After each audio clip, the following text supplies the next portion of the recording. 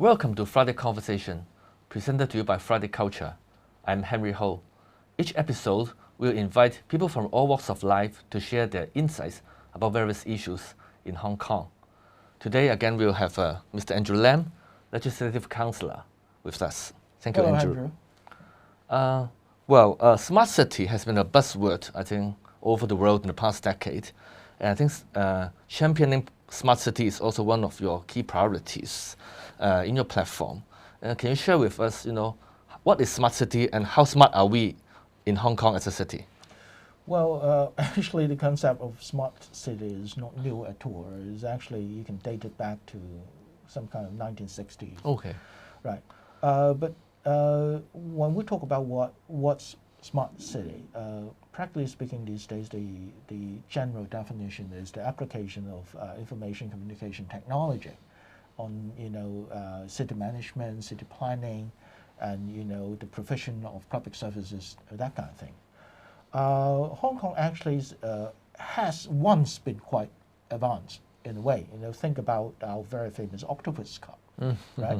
So in terms of payment system, that kind of things, but it seems we're stuck there, right? It was exactly. a pride for like 20 years ago, but we're stuck there. Exactly. That's exactly the problem. And then we were stuck there for whatever reasons, and then we never kind of extended the applications of ICT on our city management, particularly, say, for example, traffic management, say, for example, the even collection of refuges and provision of different public services, say, for example, elderly care and that kind of things. Now, all these kind of things, we can fully utilize ICT information, and think about global warming. Now, one phenomenon of global warming is actually extreme weather.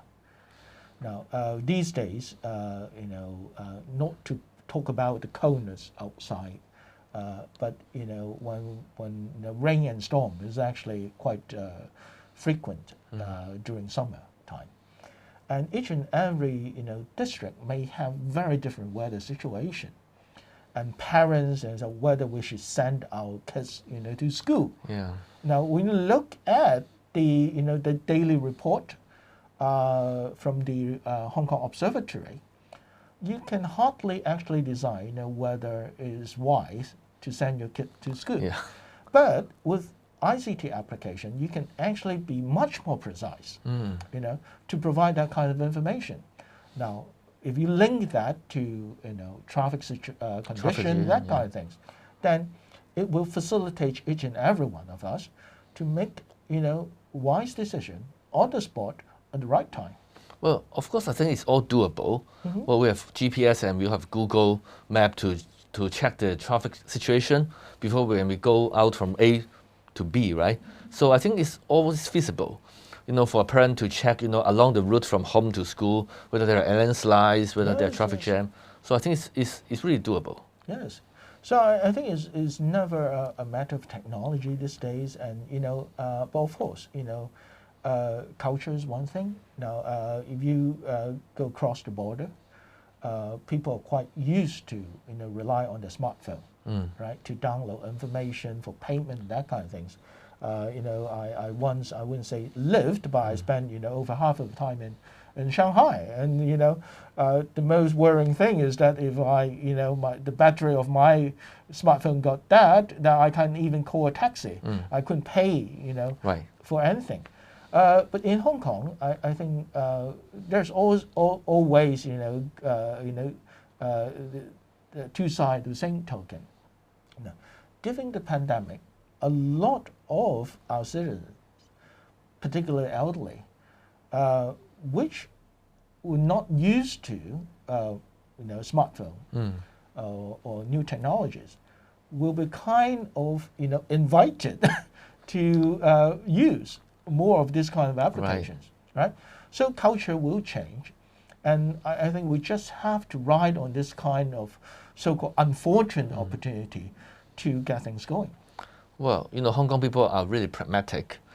Besides advising, whether you should bring your kids to school, what other, benefits could we get, if we are applying this concept of smart city in various aspects of life? No, one thing is to look at the pandemic at the moment. Now, think about it. Why should people be queuing for several hours, right? Out there in open, under this kind of weather, if people were allowed to have access to actually just you got your number, queuing number, right? How long does it take, right? From your living or working place to get there. And this is not new technology at all. Exactly. It's just for specimen collection. Yeah. Right? Now, I think, again, it's not about technology. It's about mindset. And, if the system is in place, then everybody will tap into it. And as I said before, we should utilize this kind of crisis to get things done. And because people has to rely on that kind of system to make their own life better. And there will be, many other examples. Say, for example, in elderly services. Again, why should elderly be hopping to different, clinics and hospitals for, different services? Why should, elderly or their carer be waiting for, collections of, medicines, again, for hours? Now, if there's a system for delivery of medicines and that kind of things, if you say, for example, subject to some kind of subsidies, particular whether you are underprivileged or a disadvantaged one way or the other, we can all utilize the same system to minimize waiting time, and actually again, under this kind of weather condition, the pandemic, it may save life as well because it will seriously kind of limit the exposure opportunity to viruses. So I think let's think about the possibility of how we can extend the applications of smart technology on our daily life. And I don't really think that we are short of ideas. But again, it's just a matter of whether we are prepared to kind of, get the system ready to be, accessible for everybody. Well, infringement of privacy and also protection of personal data have been the key concerns of Hong Kong people. Remember, several years ago, government planned to have a smart lamppost, right? And aroused a lot of controversy. So how can we tackle that? No, I think let's look at the actual situation. Now, skepticism is one thing. Now, we have to take time to address that. But the reality is that, when we talk about privacy or cybersecurity, it's not a Hong Kong issue, right? The entire world has concern about it. I'm not an expert there, but I learned it from many other friends and experts that these days data could be handled by blockchain and that kind of things. Right.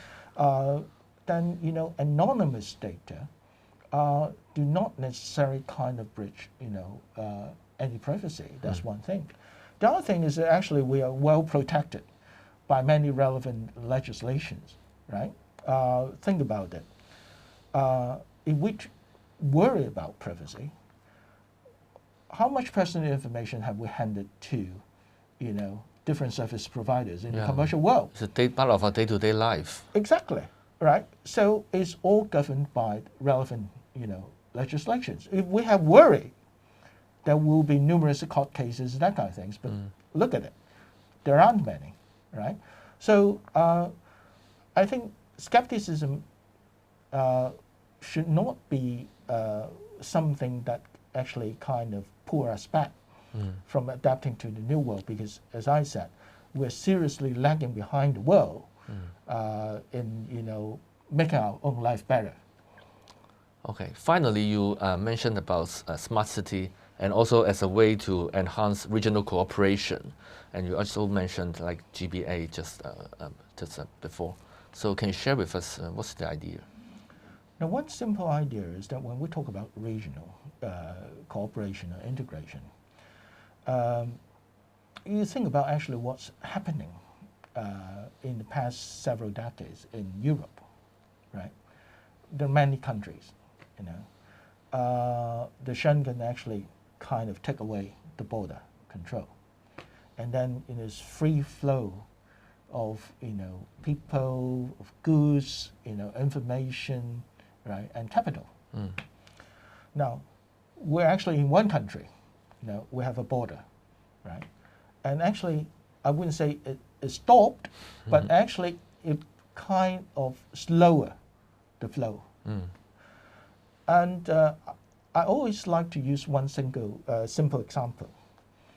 If we travel to Chunwan these days, you know, say for example from North Point, where we are, to Chunwan, it takes about 35 minutes, right? And Tiao, there's no border. If we take the high-speed rail from Hong Kong to Guangzhou, it's 142 kilometers, right? Given the speed of the high-speed train, we can be in Guangzhou in actually half an hour. Right. But we spend more of the time going through different customs and immigrations, that kind of thing.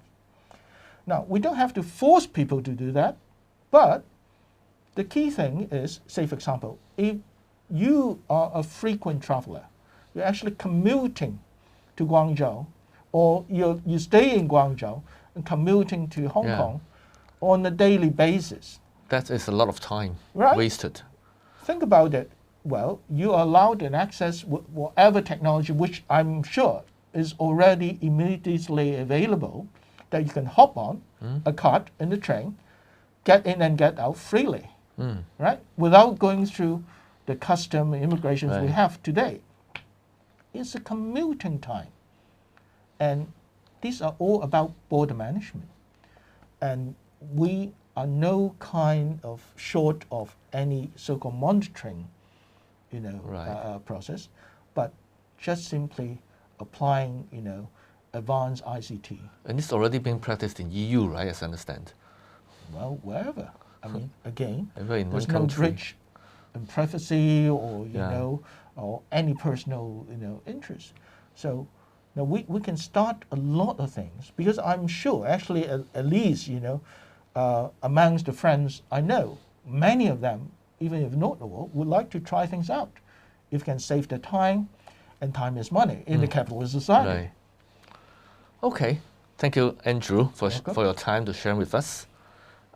If you like our program, please like and share, and also subscribe to our Friday Everyday channel. I'm Henry Ho. See you next time.